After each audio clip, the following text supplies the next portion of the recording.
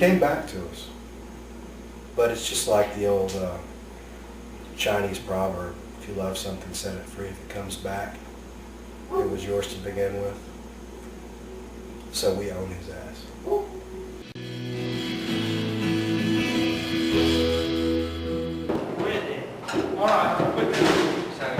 Whatever, man. B.H. Wood may be the most musically gifted member of the Soul Truckers, which is not to say anything for his taste in music, but as far as just musical ability, musical knowledge, he may be the most talented trucker.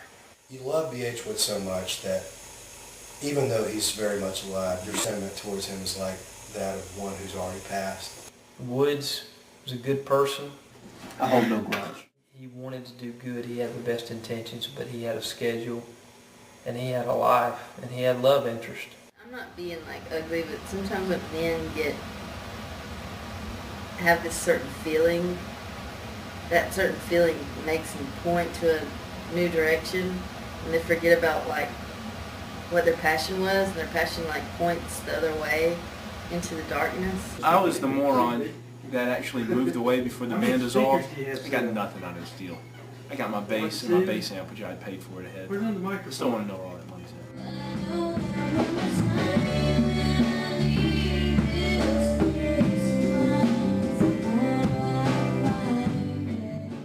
But there was no rehearsals, there was no anything. It was just like, hey, somebody's got some money across town and they want us to play. Y'all want to go? And it's like, yeah. We got anybody to play bass? No, and you just stick it in the hand of somebody. That kind of leads us to the Six Flags gig. You know, we played in a pavilion. I've seen pictures of that recently. I don't know what happened to them, but I don't know what in the world we were doing. We looked like we were going for a walk on the beach. I think I might have been wearing one of my dad's shirts from college, unbuttoned with an undershirt and cut-off khaki shorts. And Buddy probably looked the coolest of anyone. She was, you know, in softball mode and had her shirt, t-shirt wrapped up, you know, showing off her arms, and it was a tie-dye t-shirt, so that's what made it cool. You know, we looked like $1 million.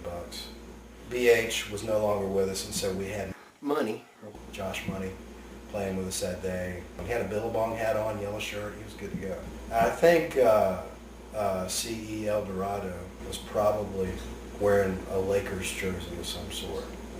Because all good guitarists love Dwayne Allman and the LA Lakers. Six Flags was my first official, and my last official gig with the band, I'm not sure. We played at Six Flags. What more do you want?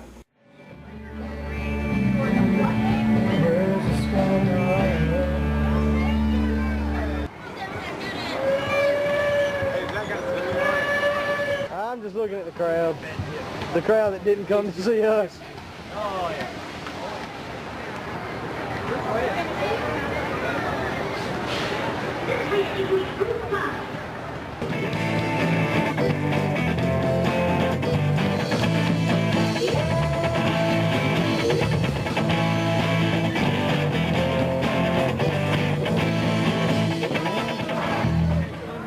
We're the Soul Truckers. Just in case anybody was wondering. What? Y'all don't have any tapes? No tapes, I'm sorry.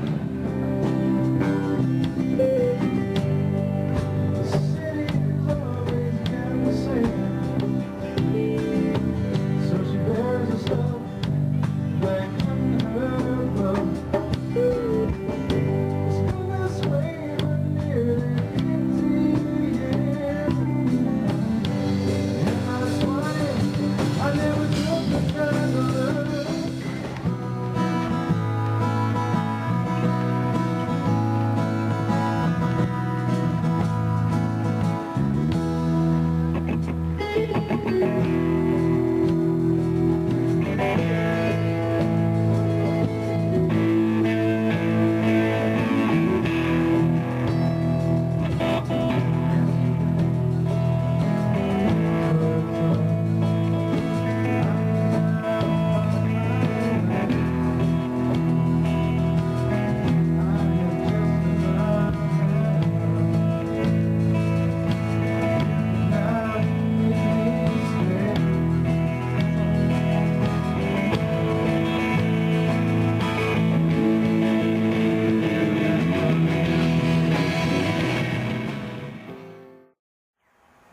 they say absence makes the heart grow fonder.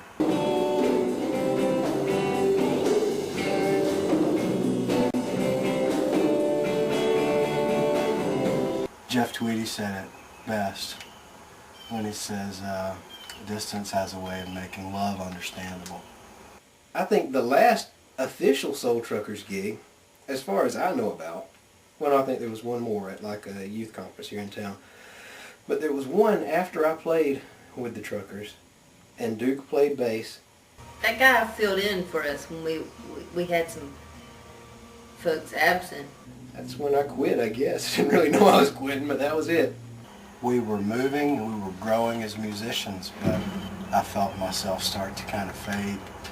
I had to kind of voluntarily take myself out. And I was at the first concert that Soul Truckers had after I removed myself, and I noticed the sound was different, but I would say a lot more progressive.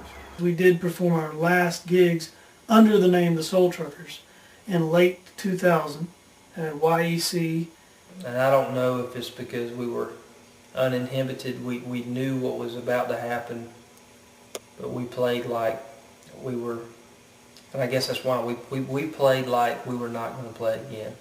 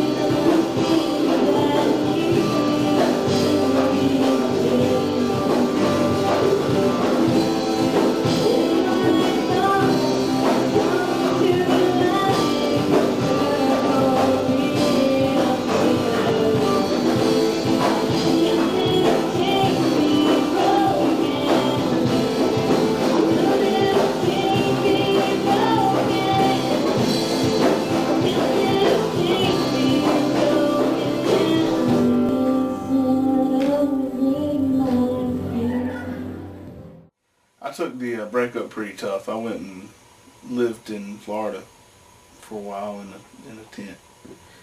You know, just kind of living off the land, soaking it all in, trying to figure out what went wrong. We were flying high there for a while, and people went on to do their thing, but nonetheless, there's always a what if. I take the responsibility for that. The fact that they're not still around today making music, that they aren't performing, that they aren't making CDs, is a mystery to me, because they had what it takes. They were very timely. I don't know. I don't know what happened to the Soul Truckers. We just kind of faded away. Basically, the Truckers as individuals and as people grew up. They just got older and more mature, and their maturity just flowed down through their bloodstream, and they just went like really probably north, or maybe some northeast, depending on, you know, if they're right-handed or left-handed. I don't think I've ever been around just a more mediocre organization than the Soul Truckers. Just a group of people that just didn't care. Zero pride. Just the general apathy surrounding the organization was staggering.